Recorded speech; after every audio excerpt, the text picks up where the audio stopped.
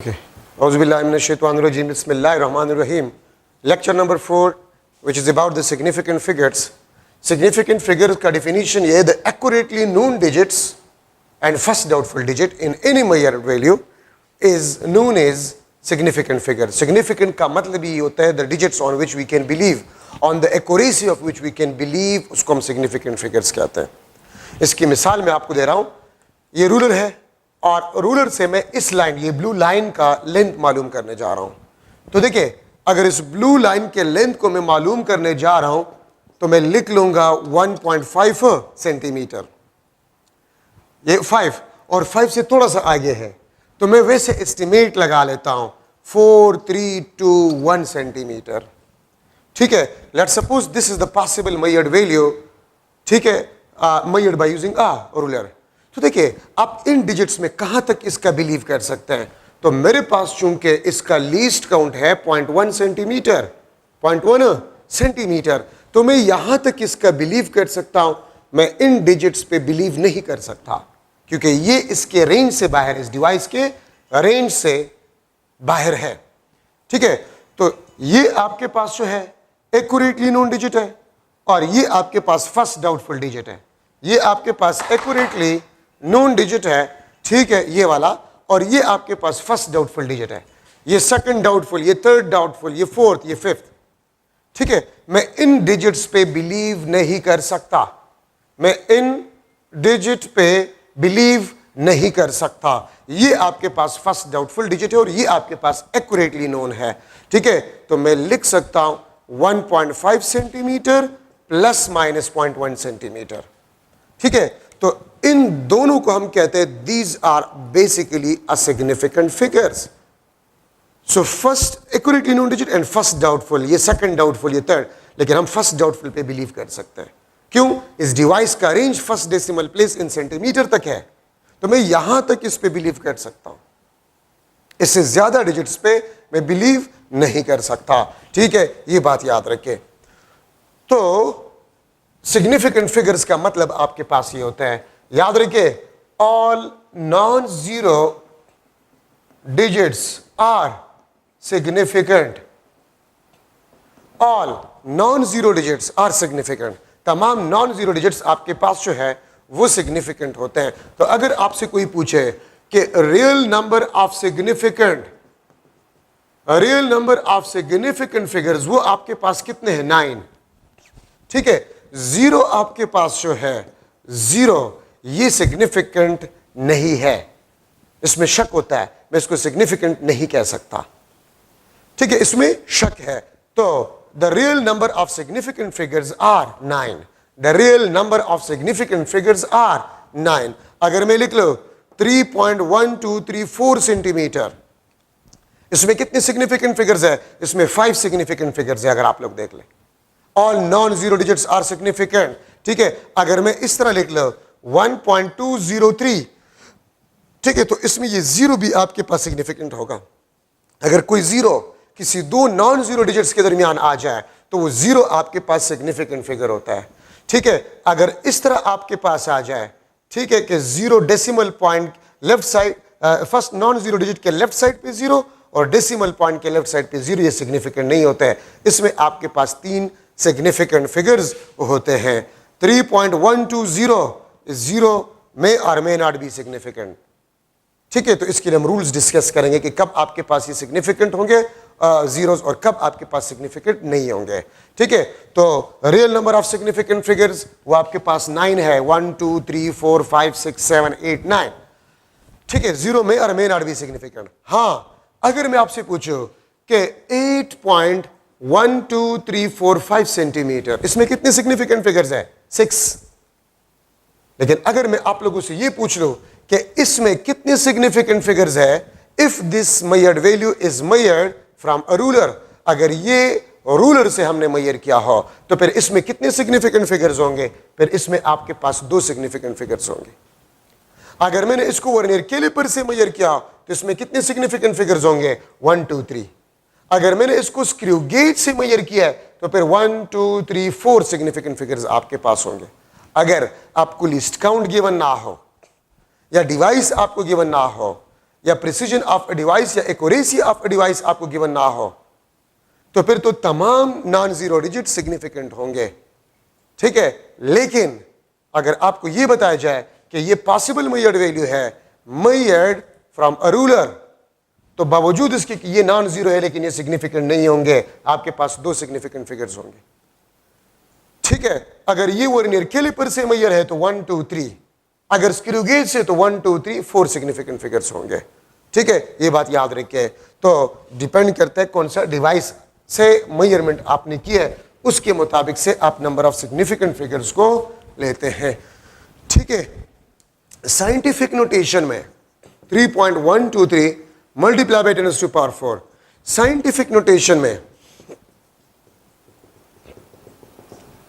all digits are significant, ठीक है, all digits are significant except power of 10, except power of 10, power of 10 के अलावा तमाम digits आपके पास significant होंगे।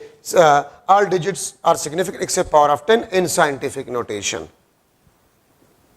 ठीक है। scientific notation में 10 पावर के अलावा तमाम digits सिग्निफिकेंट होंगे, ठीक है। ये आप देख सकते हैं मुख्तलिफ एग्जाम्पल्स। अगर मैं लिख लूँ 1.234 10⁻⁻⁴, ये चारों आपके पास सिग्निफिकेंट फिगर्स होंगे। लेकिन यहां पर एक चीज और हम डिस्कस कर रहे हैं, अगर मैं लिख लो 60,000 स्टूडेंट्स, अगर मैं लिख लो 60,000 स्टूडेंट्स, तो इसमें कितने नंबर ऑफ सिग्निफिकेंट फिगर्स है? तो मैं 60,000 को लिख सकता हूं 1 2 3 4 मल्टीप्लाई बाय 10 टू पावर 1 2 3 4, ठीक है।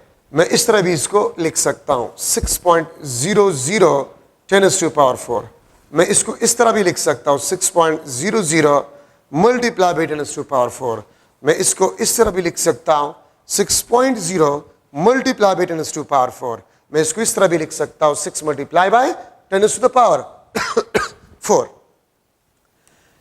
ये भी 60,000, ये भी 60,000, ये भी 60,000, ये भी 60,000, ये भी आपके पास 60,000 है।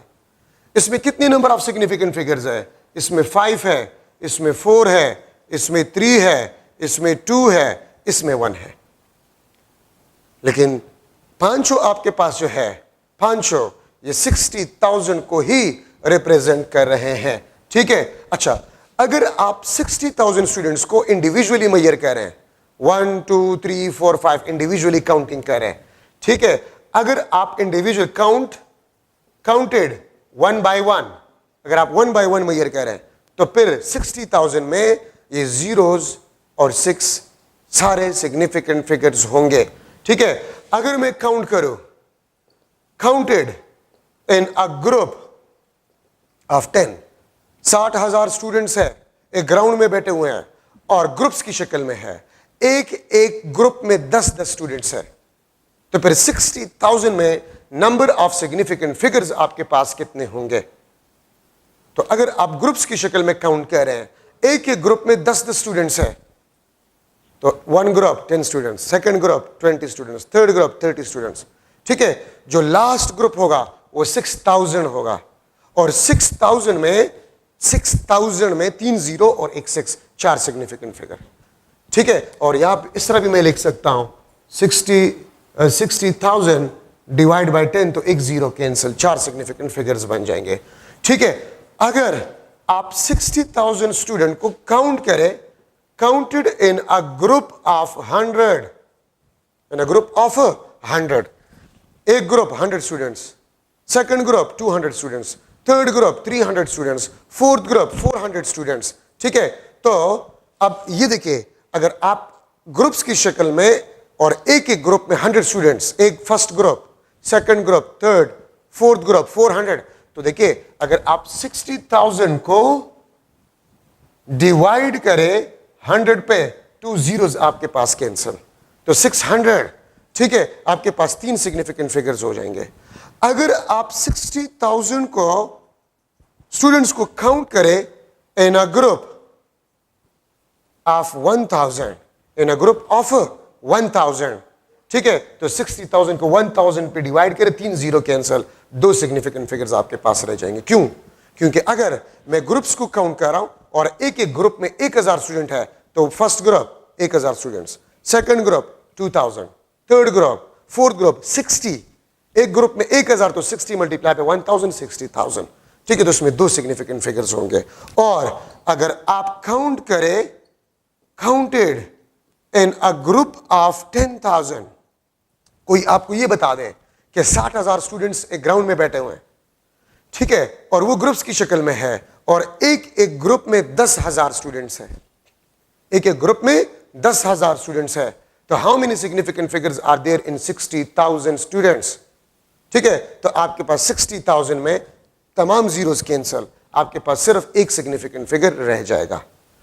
ठीक है, तो देखिए मैं आपसे पूछ सकता हूं, the number of significant figures in 60,000 students if we counted individually, तो तमाम जीरोस और 6 ये सिग्निफिकेंट आपके पास होंगे।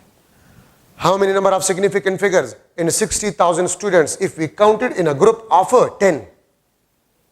तो अब 10 दो डिजिट्स है इसमें, 1 2 दो डिजिट्स है, तो गिवन नंबर में से एक डिजिट काट ले, वो सिग्निफिकेंट आपके पास नहीं होगा। 100, अगर आप ग्रुप्स ऑफ 100 ले रहे हैं, 100, तो 1 2 3 तीन डिजिट्स है, तो एक से ज्यादा दो डिजिट्स है, इसमें से दो डिजिट्स काट लिए, सिग्निफिकेंट नहीं होंगे। ठीक है, इसमें 4 है तो 3 जीरोस इसके साथ कैंसिल करें। ठीक है, इसमें 1 2 3 4 जीरोस है, ठीक है, तो 4 जीरोस कैंसिल करें, आपके पास एक सिग्निफिकेंट फिगर आपके पास हो जाएगा।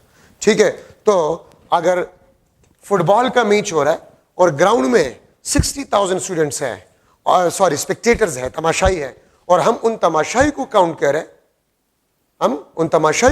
करें, इन ग्रुप्स ऑफ 100, तो how many significant figures are there in 60,000 spectators? तो 100 में दो जीरोस है ना, दो जीरोस काट ले, वो सिग्निफिकेंट आपके पास नहीं होंगे। ठीक है, तो ये आपके पास साइंटिफिक नोटेशन में सिग्निफिकेंट फिगर्स आपके पास जो है बन गए हैं।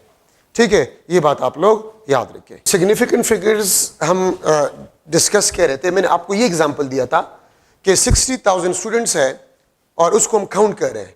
अगर हम इंडिविजुअली काउंट कर रहे हैं तो ये तमाम डिजिट्स आपके पास सिग्निफिकेंट फिगर्स होंगे। अगर हम ग्रुप के फॉर्म में काउंट कर रहे हैं और एक ग्रुप में 10 स्टूडेंट्स हो, तो वन ग्रुप, इस तरह मैंने आपको सिखाया था। ठीक है, अगर 100 तो ये, अगर 1000 तो ये, अगर 10,000 तो ये।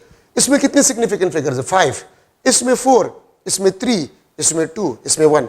लेकिन ये तमाम आपको 60,000 को ही रिप्रेजेंट कर रहे हैं।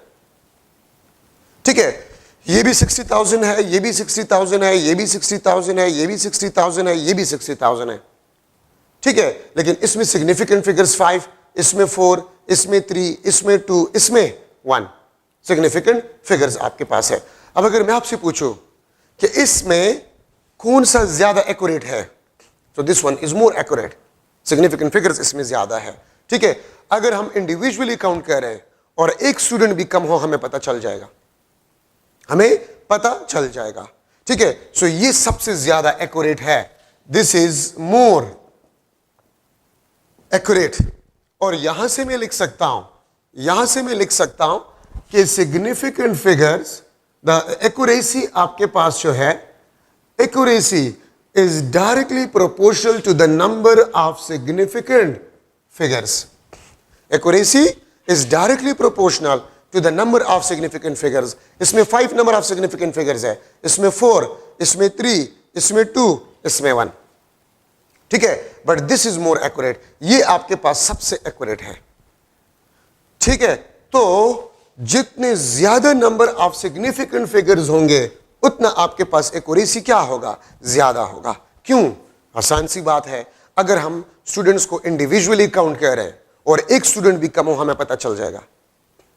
ठीक है, लेकिन आप जितना ग्रुप को बढ़ा रहे हैं, अब अगर मैं ग्रुप में 100 ले रहा हूं तो 100 तो में 2 कम हो सकते, 3 कम हो सकते हैं।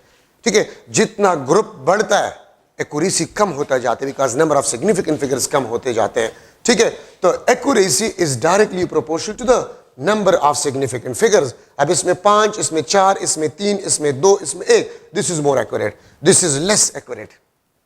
अगर ग्रुप्स में 10,000 स्टूडेंट्स हो, एक ग्रुप 10,000, दूसरा ग्रुप 20,000, तीसरा ग्रुप 30,000। ठीक है, तो 10,000 में अगर 100 स्टूडेंट्स, 200 स्टूडेंट्स भी ग्रुप में कम हो, हमें पता नहीं चल सकता।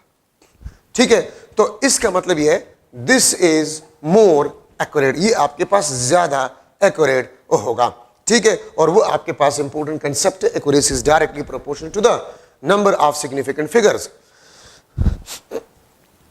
अच्छा, अब इसमें देखिए MCQ, number of significant figures in 20,000 spectators if counted in a group of 100। ठीक है, if counted in a group of 100 spectators will be dash. तो देखिए दो जीरोज के साथ कैंसिल, तो इसमें कितने सिग्निफिकेंट फिगर्स रह गए? 3 सिग्निफिकेंट फिगर्स आपके पास रह गए। ठीक है, the number of significant figures in 48,000 eggs if we counted boxes in which 1 dozen eggs kept will be dash। 48,000 अंडे और वो बॉक्सेस में पड़े हुए हैं और उसको हम काउंट कर रहे हैं, लेकिन हम बॉक्सेस को काउंट कर रहे हैं, तो फिर the number of significant figure in 48,000 eggs will be dash। तो डोजन का मतलब आपके पास क्या होता है? 12। इसमें 2 डिजिट्स है, तो 1 डिजिट इसके साथ काट लें। ठीक है, इसके साथ काट लें, तो आपके पास 4 सिग्निफिकेंट फिगर्स होंगे, डोजन। अब एक बात याद रखिए, ग्रुप में एक से ज्यादा जितनी भी डिजिट्स हो, एक से ज्यादा जितनी भी डिजिट्स हो, ठीक है, तो गिवन नंबर में से वो काट ले, वो आपके पास सिग्निफिकेंट फिगर्स नहीं होंगे। ठीक है, अगर मैं लिख लो 1 2 3 4 5 students counted in a group of 1 2 3 students, ठीक है, 1 2 3 students, 1 2 3 4 5 students counted in a group of 1 2 3 students, then number of significant figures, the number of significant figures in total students will be dash। तो आप इसको देख ले, इसमें कितने digits है? 3, तो एक से ज्यादा 2 डिजिट्स ये काट लिए, सिग्निफिकेंट नहीं होंगे। ठीक है, A option 5, B option 4, C option 3, D option 2। तो आपके पास आंसर जो है इसमें 3 सिग्निफिकेंट फिगर्स है। तो याद रखें, ग्रुप्स में एक डिजिट से ज्यादा जितनी भी डिजिट्स हो, तो गिवन नंबर में से आप वो डिजिट्स काट ले, वो सिग्निफिकेंट फिगर्स नहीं होंगे। ठीक है, सो आपके पास सी, ये आपके पास 3, इसमें सिग्निफिकेंट फिगर्स आपके पास 3 है। अच्छा, अब राउंडिंग ऑफ डेटा को हम लेते हैं, rounding off data, rounding off data to right measured value up to appropriate precision or accuracy। ठीक है, तो इसको फिर हम राउंडिंग ऑफ डेटा कहते हैं, bye rounding of some digits. ठीक है, हम कुछ डिजिट्स को राउंड ऑफ करते हैं अप टू एप्रोप्रिएट प्रिसीजन और अप टू एप्रोप्रिएट एक्यूरेसी। ठीक है, डेटा को लिखने के लिए, तो इसको हम राउंडिंग ऑफ डेटा कहते हैं। राउंडिंग ऑफ डेटा मैं लिख लेता हूं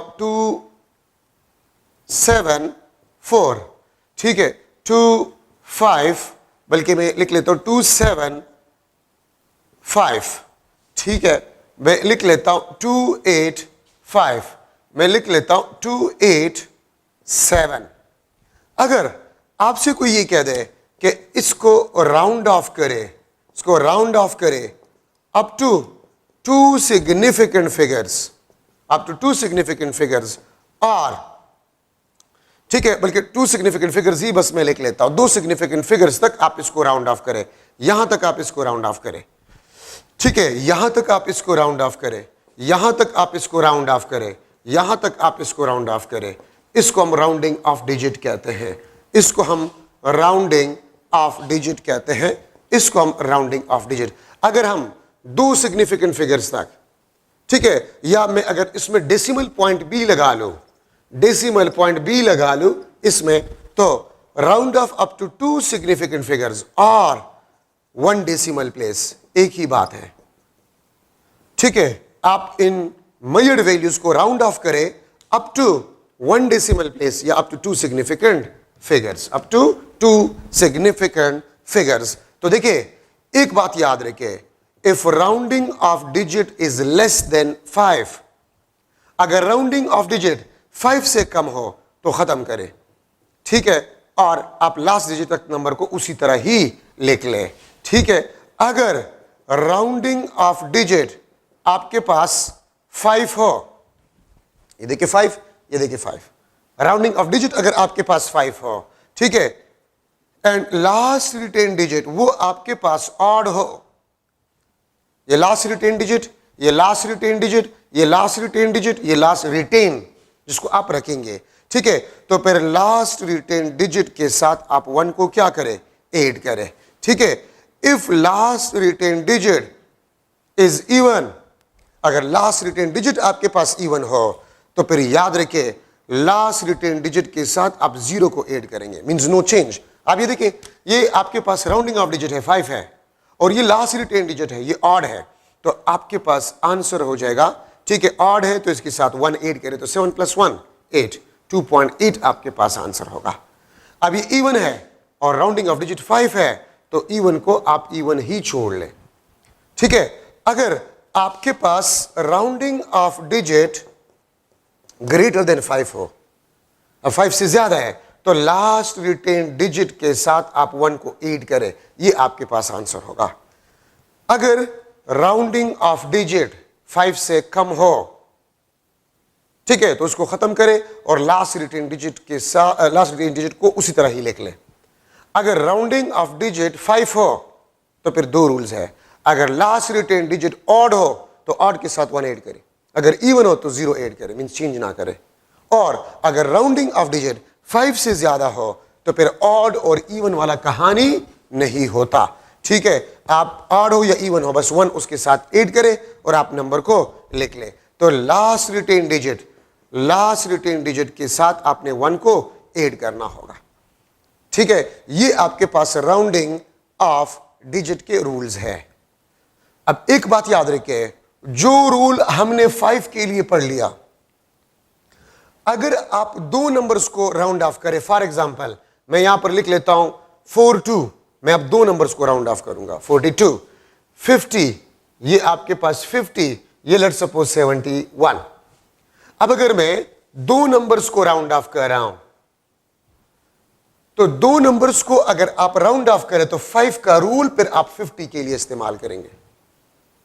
हमने जो 5 का रूल सीखा, अगर आप 2 नंबर्स को एक साथ में राउंड ऑफ करना चाहते हैं तो फिर 5 का रूल आप 50 के लिए इस्तेमाल करेंगे, ठीक है। अगर आप 3 नंबर्स को राउंड ऑफ करें 500, अगर आप 4 नंबर्स को राउंड ऑफ करें 5000, 50,000, इस तरह जाते जाए, ठीक है। अब देखिए 42 लेस देन 50 है, तो आपके पास वही 5 से कम उड़ा दे।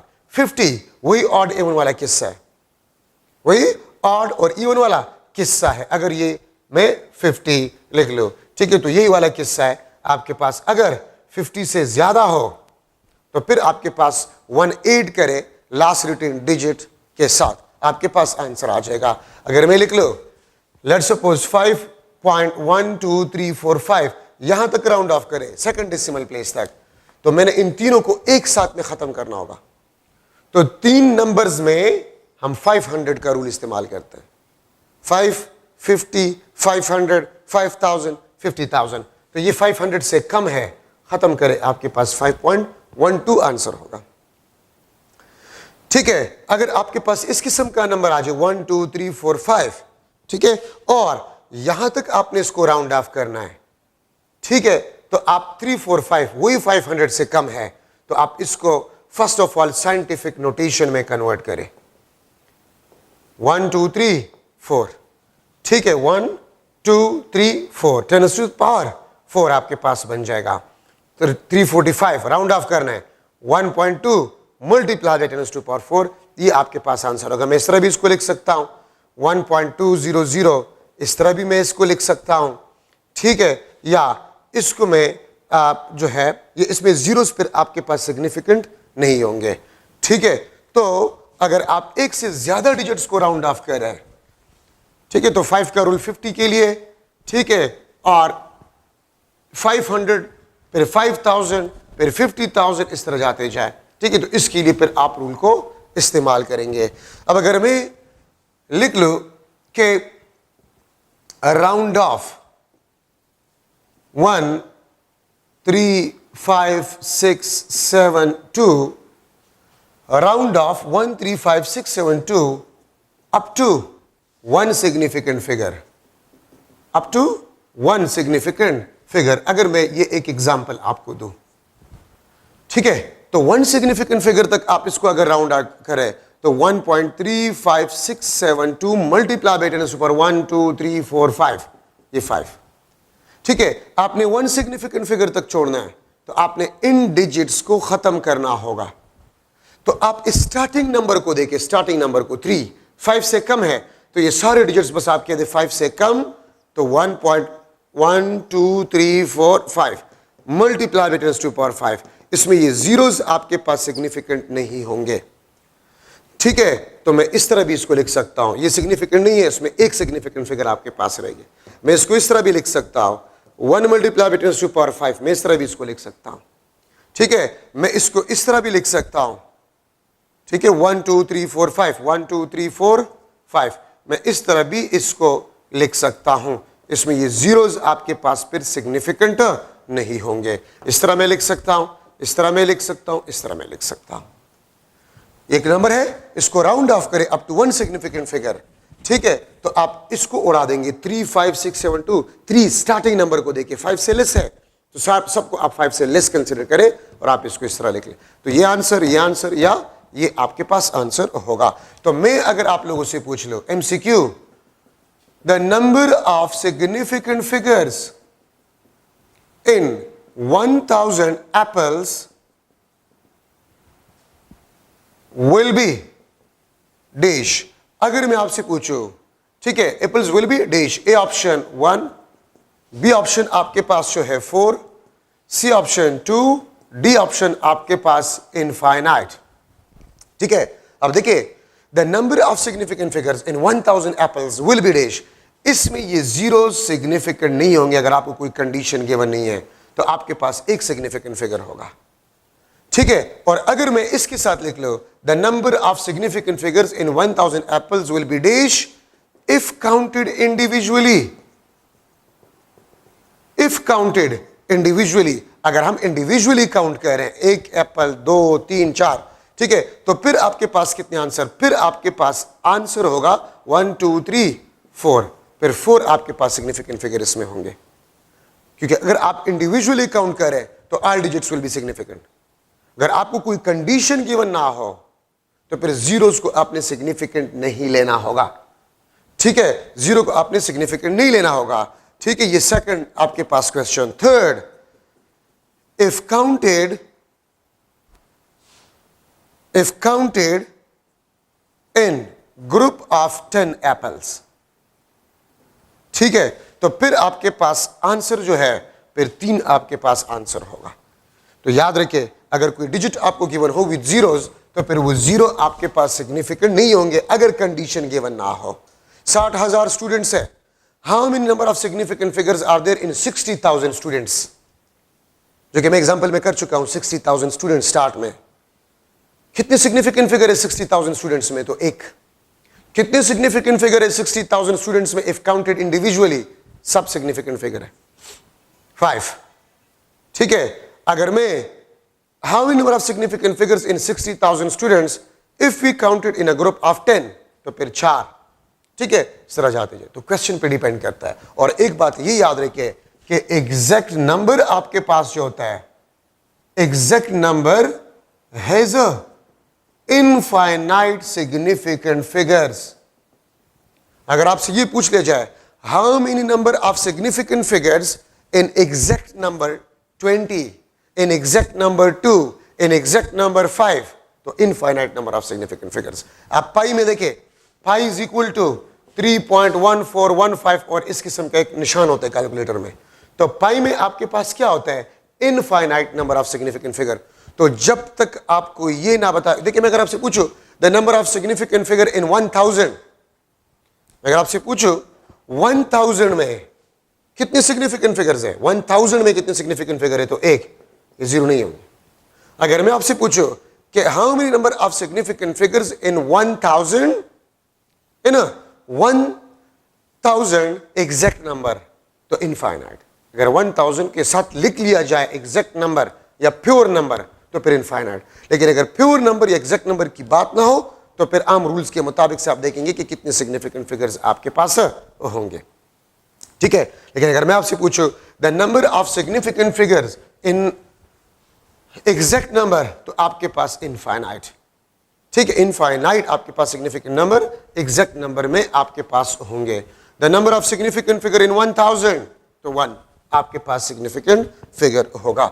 अच्छा, एडिशन एंड, अच्छा एक और चीज भी यहां पर याद रखिए, अगर मैं लिख लो MCQ the number of significant figures,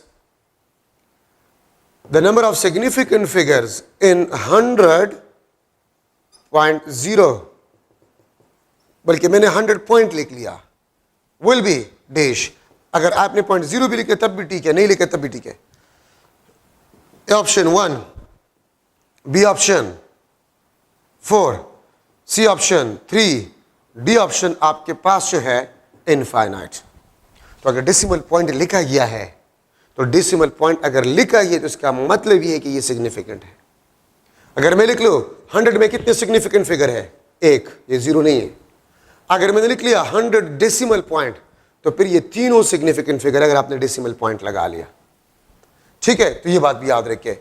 addition and subtraction rule for significant figures, addition and subtraction rule for significant figure, तो याद रखिए लास्ट रिजल्ट या final result must contains as much number of decimal places is present in less precise measured value। Addition और subtraction rule है आपके पास, last result या final result must contain as much number of decimal places is present in less precise measured value। क्या मतलब है, अगर मैं लिख लो 5.1234 सेंटीमीटर प्लस 2.3 सेंटीमीटर, तो देखिए ये आपके पास लेस प्रिसाइज है। ये क्यों लेस प्रिसाइज है, इसमें एक डेसिमल प्लेस है। ये आपके पास मोर प्रिसाइज है, इसमें 1 2 3 4 डेसिमल प्लेसेस हैं। ये लेस प्रिसाइज, इसमें एक डेसिमल प्लेस, क्योंकि मैंने आपको लिखवाया था कि precision is directly proportional to the number of decimal places, अगर आप लोगों को याद हो तो देखिए 5 + 2 7.4234 सेंटीमीटर। आपने एक डेसिमल प्लेस तक इसको रखना होगा, तो 2 3 4 को आपने राउंड ऑफ करना होगा। तो ये आंसर नहीं है, आंसर आपके पास ये है, ये आपके पास एप्रोप्रिएट आंसर है। याद रखिए एडिशन और सब्ट्रैक्शन में जिस मेजर्ड वैल्यू में कम से कम डेसिमल प्लेसेस होंगे तो लास्ट रिजल्ट में भी आपने उतने ही डेसिमल प्लेसेस छोड़ने होंगे। इसमें एक डेसिमल प्लेस है तो हमने एक डेसिमल प्लेस छोड़ा। ठीक है, अगर मैं लिख लो 6.1234 सेंटीमीटर प्लस 3.26 और प्लस 1.5 सेंटीमीटर। अब देखिए इसमें एक डेसिमल प्लेस है, तो 6 + 3 9, ये आपके पास 10, 6 7 8 3 4 सेंटीमीटर। इसमें ये लेस प्रिसाइज है तो आपने यहां तक इसको छोड़ना होगा, इसको राउंड ऑफ करें तो 10.9 सेंटीमीटर, ये आपके पास आंसर। ठीक है, मैं आपसे पूछ सकता हूं MCQ the number of significant figures in final result of 62.756 centimetre plus 22.39 centimetre plus 8.7 centimetre will be dash. Number of significant figures आपके पास जो है वो कितने होंगे? ठीक है, तो मैं लिख लेता हूं ए ऑप्शन 4, 3, 2 और डी ऑप्शन आपके पास जो है 5। तो कितने सिग्निफिकेंट फिगर्स आपके पास होंगे? तो अगर आप देखें 62 प्लस 22 प्लस 8, तो 22 प्लस 8 30, ठीक है, और 60 प्लस 30 90, 92 पॉइंट समथिंग आपके पास आता है। डेसिमल प्लेसेस कितने हैं? एक है, तो एक तो डेसिमल प्लेस होगा, एक तो आपके पास डेसिमल प्लेस होगा, मैं डी लिख लूंगा, ठीक है, और दो आपके पास डिजिट्स है, ठीक है। देखिए 62.756, 22.39, 8.7, तो 6, ये 9, 10, ये आपके पास 14, 8, ये आपके पास 11 और 7, 18, 8, 9, 10, 11, 12, 13, ठीक है, 6, 7, 8, 9, ठीक है। अब आपने एक डेसिमल प्लेस छोड़ना होगा, तो आपके पास 93.8, तो 3 सिग्निफिकेंट फिगर्स आपके पास होंगे। डेसिमल प्लेस एक होगा, डेसिमल प्लेस एक होगा, लेकिन सिग्निफिकेंट फिगर्स आपके पास 2 होंगे। डेसिमल प्लेस एक होगा, लेकिन सिग्निफिकेंट फिगर आपके पास जो है वो 3 होंगे, ठीक है। अब देखिए, तो मैंने सोल्यूशन कर ली, सोल्यूशन की जरूरत नहीं है। अगर आप में आप तेज है तो 62 प्लस 22 प्लस 8 100 से ज्यादा नहीं आएगा, 100 से कम आएगा, और 100 से कम नंबर में 2 डिजिट्स और एक डेसिमल प्लेस, रूल के मुताबिक से एक डेसिमल प्लेस, तो 2 डिजिट्स और एक डेसिमल प्लेस, 3 सिग्निफिकेंट फिगर्स होंगे, 3 सिग्निफिकेंट फिगर्स आपके पास होंगे। अगर मैं आपसे पूछूं the number of decimal places in a final result, number of decimal places कितने होंगे फाइनल रिजल्ट में? तो 1। नंबर ऑफ सिग्निफिकेंट फिगर्स कितने होंगे? 3। नंबर ऑफ डेसिमल प्लेसेस आपके पास जो है वो 1 होंगे। तो ये आपके पास एडिशन और सब्ट्रैक्शन रूल। अगर मैं आपसे एक क्वेश्चन ये करूं कि आपके पास है let suppose 94.672 centimetre plus 56.9 centimetre, तो मैं अगर आपसे पूछूं फाइनल रिजल्ट में कितने सिग्निफिकेंट फिगर्स होंगे, तो आप में से अगर कोई तेज है 94 प्लस 56 100 प्लस आपके पास नंबर आएगा, और एक डेसिमल प्लेस भी होगा, एक डेसिमल प्लेस भी होगा, तो 1 2 3 4, तो 4 सिग्निफिकेंट फिगर्स होंगे फाइनल रिजल्ट में। फाइनल रिजल्ट में 4 आपके पास सिग्निफिकेंट फिगर्स है, ठीक है, और 1 आपके पास जो है वो डेसिमल प्लेस होगा, ठीक है। तो ये आपके पास जो है एडिशन और सब्ट्रैक्शन रूल में the final result must contain as much number of decimal places is present in less precise measured value. इसमें एक डेसिमल प्लेस है तो आपने एक डेसिमल प्लेस को छोड़ना होगा। मल्टीप्लीकेशन एंड डिवीजन रूल, इसको आप इस तरह लिखेंगे, last result must contains as much number of significant figures is present in less accurate measured value। देखिए, एडिशन और सब्ट्रैक्शन में हम प्रिसीजन को देखते हैं, और मल्टीप्लिकेशन और डिवीजन रूल में हम नंबर ऑफ सिग्निफिकेंट फिगर्स को देखते हैं, ठीक है। तो last result contain as much number of significant figures is present in less accurate measured value, ठीक है। तो ये आपके पास अब देख सकते हैं लेस एक्यूरेट, और आपको पता है एक्यूरेसी आपके पास जो है directly proportional to the number of significant figures. Accuracy is directly proportional to the number of significant figures, ठीक है। तो देखिए, अगर मैं लिख लूं आपके पास है let suppose 222.2 centimetre multiply by 1 centimetre, ये आप देखिए ये मोर एक्यूरेट है, इसमें ये मोर एक्यूरेट है क्योंकि इसमें 1 2 3 4 सिग्निफिकेंट फिगर है। ये आपके पास लेस एक्यूरेट है, इसमें 1 सिग्निफिकेंट फिगर है आपके पास, ठीक है। तो आपके पास रिजल्ट जो होगा 22.22 सेंटीमीटर स्क्वायर, लेकिन रूल के मुताबिक से ये प्रॉपर आंसर नहीं है। ठीक है, इसमें एक सिग्निफिकेंट फिगर है, तो आपने इसको भी एक सिग्निफिकेंट फिगर में कन्वर्ट करना होगा।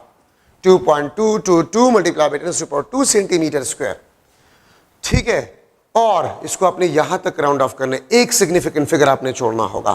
222,500 से कम है, खत्म करें। ये आपके पास प्रॉपर आंसर। इसको मैं इस तरह भी लिख सकता हूं। ठीक है, 2.000 मल्टीप्लाई बाय 10⁻² सेंटीमीटर स्क्वायर, इसमें ये जीरो सिग्निफिकेंट नहीं है, एक है। ठीक है, इसको मैं इस तरह भी लिख सकता हूं 200 सेंटीमीटर स्क्वायर, इसमें ये जीरो सिग्निफिकेंट नहीं है, इसको मैं इस तरह भी लिख सकता हूं। ये भी ठीक है, ये भी ठीक है और ये भी ठीक है। ठीक है, तो याद रखें मल्टीप्लिकेशन और डिवीजन में आपने सिग्निफिकेंट फिगर के मुताबिक से आंसर को लिखना होगा। अगर मैं लिख लूं the number of significant figures, number of significant figures in final result of 5.67 centimeter multiplied by 22.8 centimeter multiplied by 8 centimeter will be dash. The number of significant figure in final result of this product. इसमें कितने significant figures है? 3। इसमें भी 3। इसमें कितने हैं? 1। ठीक है, तो मैं अगर ऑप्शन लिख लूं 3, 6, 1 और डी आपके पास इनफाइनाइट, तो देखिए आंसर आपके पास क्या है? 1 सिग्निफिकेंट फिगर। ये सबसे लेस एक्यूरेट है। सोल्यूशन की जरूरत नहीं कि आप कैलकुलेटर, यार मेरे साथ तो कैलकुलेटर नहीं है, मैं इसको किस तरह करूंगा, तो सॉल्व करने की जरूरत ही नहीं है। रूल के मुताबिक से last result must contain as much number of significant figure is present in a less accurate, तो ये less accurate है, एक significant figure। आपके पास एक significant figure final result में होगा। ठीक है, तो ये आपके पास multiplication and division rule है। मैं इस तरह भी लिख सकता हूं कि let's suppose 87.56 centimeter multiply by 1 centimeter is equal to dash। मैं ये ऑप्शन लिख लेता हूं 87.56 सेंटीमीटर स्क्वायर। बी ऑप्शन आपके पास जो है 8.756 multiply by 10⁻1 centimetre square. C option आपके पास जो है सी ऑप्शन आपके पास 9 मल्टीप्लाई बाय 10⁻1 सेंटीमीटर स्क्वायर। ठीक है, और डी ऑप्शन आपके पास जो है that is 87.56 multiply by 10⁻1 centimetre square. ठीक है, तो आपके पास आंसर जो है वो क्या है? What is the answer? नुकुर है, ये प्रोडक्ट है, इसमें एक सिग्निफिकेंट फिगर है, इसमें 4 है, तो रिजल्ट में एक सिग्निफिकेंट फिगर होना चाहिए, तो इसमें एक से ज्यादा ये भी नहीं है, ये भी नहीं है। ठीक है, ये आपके पास ये भी नहीं है, तो इसमें आपके पास आंसर, प्रॉपर आंसर ये 9 मल्टीप्लाई बाय 10⁻1। ठीक है, इसमें एक significant figure, this is the answer. किस तरह? 87.56 सेंटीमीटर स्क्वायर, डेसिमल पॉइंट यहां पर शिफ्ट करें, 8.756 मल्टीप्लाई बाय 10⁻1 सेंटीमीटर स्क्वायर। ठीक है, और इसको आप राउंड ऑफ करें यहां तक, तो इसको आप खत्म करें 9 मल्टीप्लाई बाय 10⁻1 सेंटीमीटर। इस तरह भी लिखा जा सकता है 90 सेंटीमीटर स्क्वायर, इस तरह भी लिखा जा सकता है। ठीक है, और 9.123 मल्टीप्लाई बाय 10⁻1 सेंटीमीटर स्क्वायर, इस तरह भी लिखा जा सकता है। तो मल्टीप्लिकेशन और डिवीजन रूल में last result must contain as much number of significant figures is present in a less accurate measured value। ठीक है, तो आपके पास प्रॉपर आंसर जो है वो सी ऑप्शन आपके पास है। ठीक है, तो ये आपके पास जो है सिग्निफिकेंट फिगर्स में इंपॉर्टेंट डिस्कशन आपके पास है। अब last topic of this chapter, dimension. Dimension mass का कैपिटल एम, लेंथ का कैपिटल एल, टाइम का कैपिटल टी, करंट का कैपिटल ए, ठीक है, टेम्परेचर का कैपिटल के, इंटेंसिटी का सी डी, कैंडेला यूनिट और dimension mole, amount of substance का, ठीक है। डायमेंशन ये आपको नेचर ऑफ फिजिकल क्वांटिटी के बारे में बताता है, ठीक है। और अगर आप पॉजिटिव या नेगेटिव पावर रेज करें तो इसको अगर आप ब्रैकेट में बंद करें या ना करें, इसको हम डायमेंशन कहते हैं। तो हम क्या कहते हैं? डायमेंशन कहते हैं। आप देखिए, आपको जो आसान फार्मूला आ रहा है, अगर आपको यूनिट याद हो, बेसिक यूनिट, तो उससे आप डायमेंशन के बारे में बता सकते हैं। अब देखिए, अगर मैं लूँ स्पीड, तो इसका dimension L T minus one या एम की पावर 0, एल की पावर प्लस 1, टी की पावर माइनस 1। अगर मैं एक्सेलरेशन लूँ तो linear acceleration L T minus 2 या एम की पावर 0, एल की पावर प्लस 1, टी की पावर माइनस 2। अगर मैं फोर्स लूँ तो एम एल टी की पावर माइनस 2। फोर्स, जो भी फोर्स होगा उसका डायमेंशन एम की पावर प्लस 1, एल की पावर प्लस 1, टी की पावर माइनस 2। अगर फोर्स अप्लाइड फोर्स हो, कूलम्बिक फोर्स हो, ग्रेविटेशनल फोर्स हो, इंपल्सिव फोर्स हो, तो फोर्स का डायमेंशन ये होगा m plus 1, l plus 1, t minus 2, सिवाय इलेक्ट्रोमोटिव फोर्स। EMF, ये आपके पास पोटेंशियल होता है। EMF याद रखिए, ये आपके पास पोटेंशियल होता है। EMF मींस पोटेंशियल, और पोटेंशियल आपके पास जो होता है work done per unit charge, ठीक है। और इसका डायमेंशन आ जाएगा एम एल स्क्वायर टी की पावर माइनस 3, ए की पावर माइनस 1।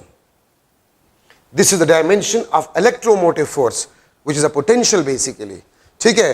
तो फोर्स, जो भी फोर्स होगा उसका डायमेंशन आपके पास ये होगा, वर्क, टॉर्क, एनर्जी। इसका डायमेंशन आपके पास एम एल स्क्वायर टी की पावर माइनस 2, ठीक है।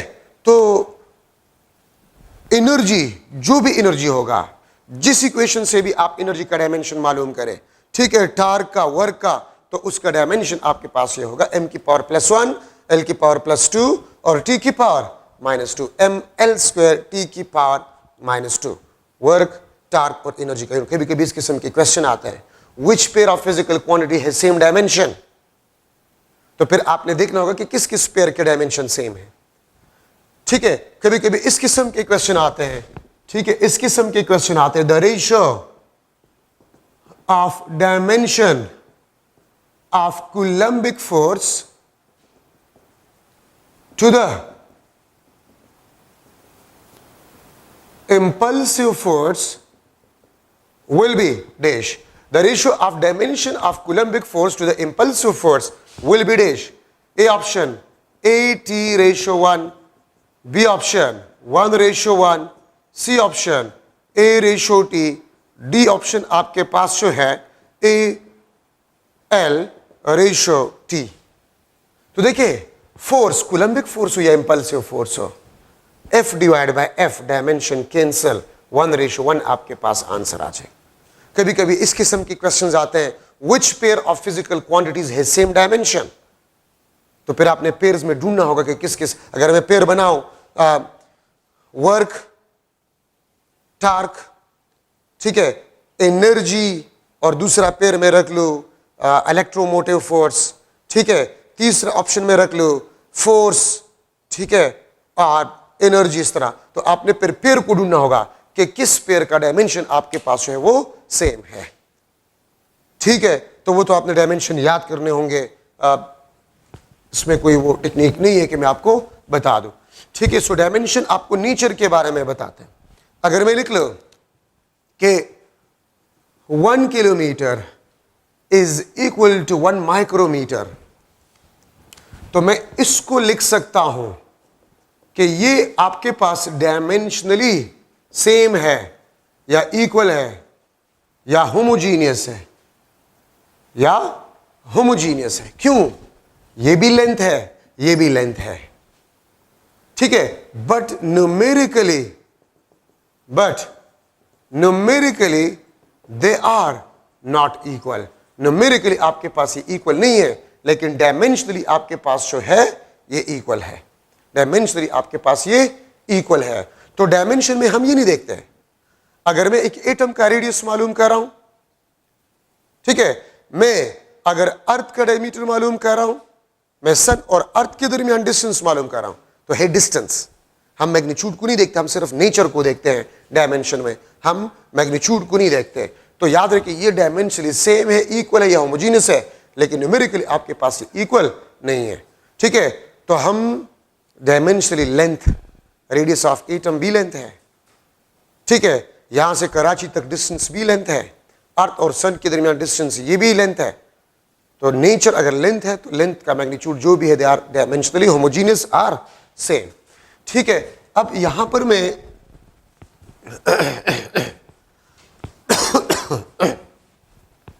लिख रहा हूं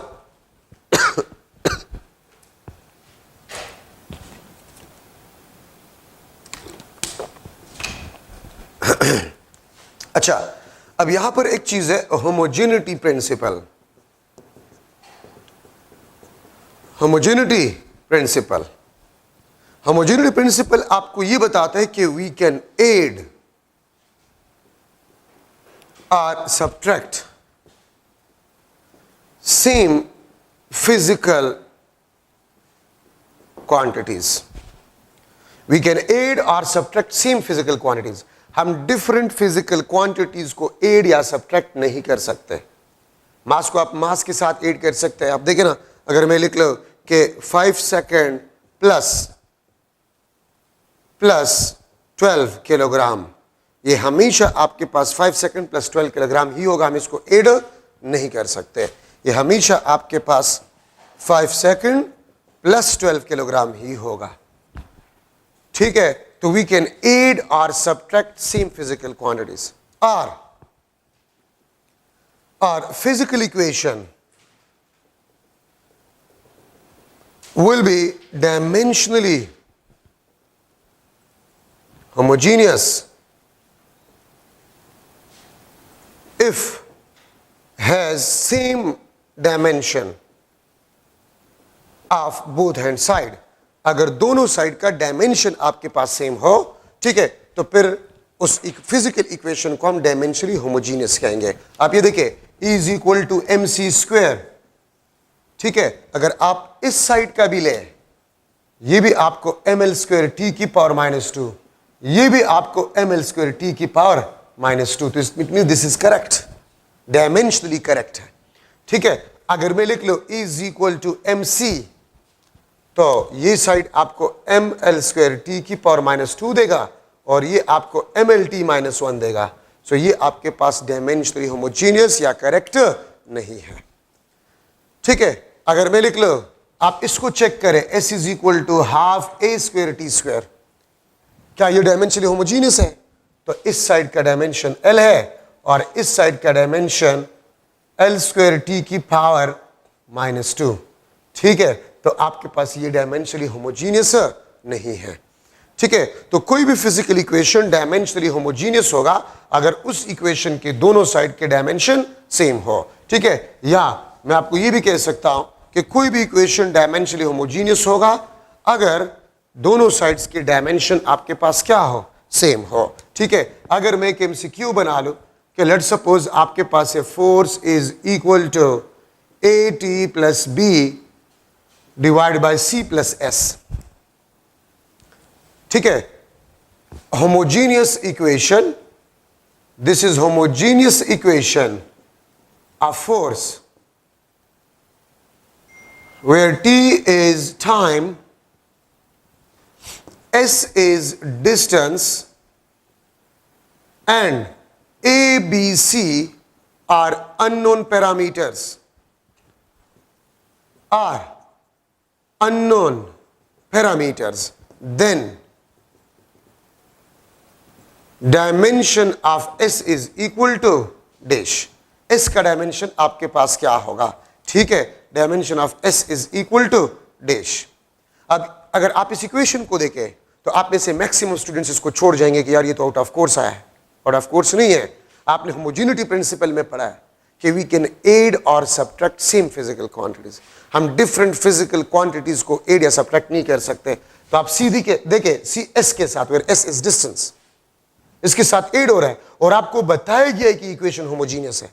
तो अगर सी एस के साथ एड हो रहा है और इक्वेशन होमोजीनियस है तो सी का dimension of C, not S, C का डायमेंशन आपके पास क्या होगा? ठीक है, ए ऑप्शन आपके पास जो है एल एम एल टी की पावर -2, सी आपके पास टी और डी आपके पास जो है नन ऑफ दिस। तो सी किस चीज के साथ एड हो रहा है? एस के साथ एड हो रहा है, एस डिस्टेंस।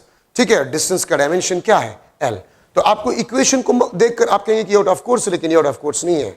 ठीक है, आप होमोजेनिटी प्रिंसिपल इस्तेमाल करें, सी एस के साथ एड हो रहा है, एस इज डिस्टेंस, तो सी का डायमेंशन आपके पास डिस्टेंस का डायमेंशन होगा। ठीक है, अगर मैं आपसे पूछूं एमसीक्यू के what will be equation of speed of waves in a string where T is tension, ठीक है, T is tension, L is length, M is mass, रो आपके पास जो है this is a density. What will the equation of speed of wave in a string where T is tension, L is length, M is mass and rho आपके पास है this is a density. T L M की power -1 की power 1 divide by 2। B option आपके पास T into density M 1 divide by 2। C option T density M divide by L और D आपके पास none of this. तो अब आप question को देखिए, आपसे ये पूछ रहा है कि स्पीड का फॉर्मूला कौन सा होगा। तो आप देखिए, आप एक एक इक्वेशन का डायमेंशनल एनालिसिस करेंगे तो जो इक्वेशन आपको स्पीड का डायमेंशन देगा वही फॉर्मूला करेक्ट ऑप्शन होगा। ठीक है, तो मैं इस ए का कर लेता हूं, T tension force, M L T की पावर -2, ठीक है, एल एम की पावर -1 कैंसल, ये आपके पास एल स्क्वायर टी की पावर -2 और पावर भी है 1/2, पावर भी है 1/2, तो ये आपके पास एल टी की power -1। So this is the correct option. आप डायमेंशनल एनालिसिस करेंगे तो जो ऑप्शन आपको स्पीड का डायमेंशन देगा वही आंसर होगा। लेकिन मैं आपको बता रहा हूं सोल्यूशन वाले क्वेश्चन आपने लास्ट में करने होंगे। इसमें अगर किसी को फॉर्मूला नहीं आ रहा तो फिर वो सोल्यूशन करेगा मजबूरन और सोल्यूशन आपसे टाइम लेगा। और मैंने आपको बताया था कि सोल्यूशन वाले क्वेश्चंस जब आपको टेस्ट मिल जाए तो पहले 1 घंटा या 15 मिनट 1 घंटा उसमें आपने सोल्यूशन वाले क्वेश्चंस नहीं करने हैं।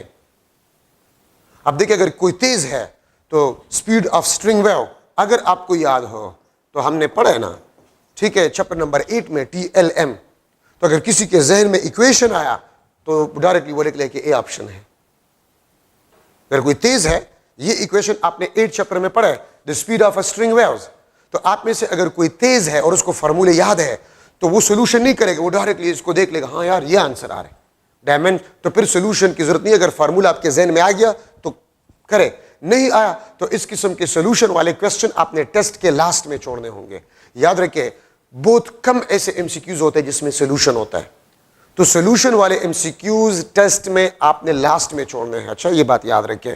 टेक दैट टाइम अपने जाए के स्टार्ट के जो सोल्यूशन वाले क्वेश्चन बने के स्टार्ट के। अगर मैं आपसे पूछूं एक और एमसीक्यू, लेट्स सपोज आपके पास है f is equal to m की पावर a, v की पावर b, r की power c, homogeneous equation of force. ठीक है, homogeneous equation of force where m is mass, v is speed, r is the radius, then values of a, b and c will be dash। ये out of course नहीं है, आपने पढ़ा है इस chapter में होमोजेनिटी प्रिंसिपल में, the derivation of possible formula, derivation of possible फार्मूले से मैंने ये एमसीक्यू बना लिया है, आपके बुक में आउट ऑफ कोर्स नहीं है, ठीक है। तो आपके पास ए बी सी के पावर आपके पास क्या होंगे, 1 1 1, बी ऑप्शन 1 -1 1, सी ऑप्शन 1 2 -1, और डी ऑप्शन आपके पास जो है दैट इज 2 1 -1, ठीक है। तो इसमें ए बी सी, तो देखिए अगर आप में से कोई तेज स्टूडेंट है, तेज, तो ऐसा कौन सा इक्वेशन है फोर्स का जिसमें मास, वेलोसिटी और रेडियस हो, तो centripetal force mv² divide by r, और इसको मैं लिख सकता हूं mv² r की पावर -1, तो 1 2 -1। अगर कोई तेज है वो डायरेक्टली लिख लीजिए, यार ये तो सेंट्रीपिटल फोर्स की इक्वेशन है। आप में से कोई तेज है तो इक्वेशन कौन सा है, ऐसा कोई इक्वेशन आपने पढ़ा है, मास, वेलोसिटी और r, यस सेंट्रीपिटल फोर्स, तो डायरेक्टली उसको पता चलेगा ये आंसर है, सोल्यूशन की जरूरत ही नहीं है। लेकिन अगर आपको याद नहीं है और आप इसको सॉल्व करना चाहते हैं तो लास्ट 20 मिनट में सोल्यूशन वाले क्वेश्चन आप करेंगे, लास्ट 20 मिनट्स में सोल्यूशन वाले क्वेश्चन आप करेंगे अगर टाइम रह गया, वरना अगर टाइम नहीं रहा और एक 10 आपने सोल्यूशन वाले एमसीक्यूज केमिस्ट्री और फिजिक्स में नहीं किए तो कौन सी क़यामत आ जाएगी। तो सोल्यूशन वाले क्वेश्चंस आप कम से कम करें, ठीक है। तो फिर आप क्या करेंगे, आप डायमेंशनल एनालिसिस करेंगे।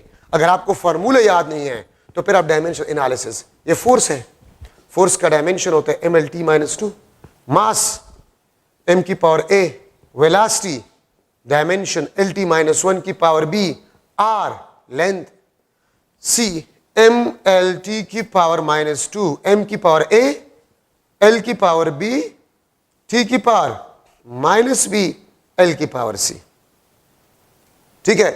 तो mlt की पावर -2, ma, l की power b plus c, t की पावर -b। अब पावर को कंपेयर करें, यहां पर 1, यहां पर 1, तो a इज इक्वल टू 1 1 1 1, ये 2 आ गई तो ये तो नहीं है। फिर देखिए t की पावर -b है और यहां 2, तो b आपके पास 2, तो b 2, देखिए इसमें 2 है बाकी किसी में 2 नहीं है, बस सॉल्व करने की जरूरत नहीं है, यही आपके पास आंसर, ठीक है। तो ये आपके पास एक और मॉडल एमसीक्यू है डायमेंशनल एनालिसिस में, ठीक है, डेरिवेशन ऑफ पॉसिबल फार्मूले से मैंने निकाल लिया है, ठीक है। अब इसके बाद आपके पास है डायमेंशनलिस्ट क्वांटिटीज, वो क्वांटिटीज जिसके डायमेंशन ना हो उसको हम डायमेंशनलिस्ट कहते हैं, ठीक है। तो डायमेंशनलिस्ट क्वांटिटीज आपके पास कौन से हैं, dimensionless quantities which has a no dimension, ठीक है। All trigonometric ratios, all trigonometric ratios, ठीक है। Strain, plane angle theta, theta plane angle, solid angle S, ठीक है। आपके पास refractive index, refractive index pi, exponential constant e, ठीक है। नंबर्स 1 2 3 4 5, ठीक है। ये आपके पास डायमेंशनलिस्ट क्वांटिटीज है विच हैज नो डायमेंशन। और याद रखिए जरूरी नहीं है कि जिस क्वांटिटी का डायमेंशन ना हो तो उसका यूनिट भी नहीं होगा। आप प्लेन एंगल देखिए उसका डायमेंशन नहीं है लेकिन यूनिट है रेडियन, सॉलिड एंगल उसका डायमेंशन नहीं है लेकिन यूनिट है, ठीक है।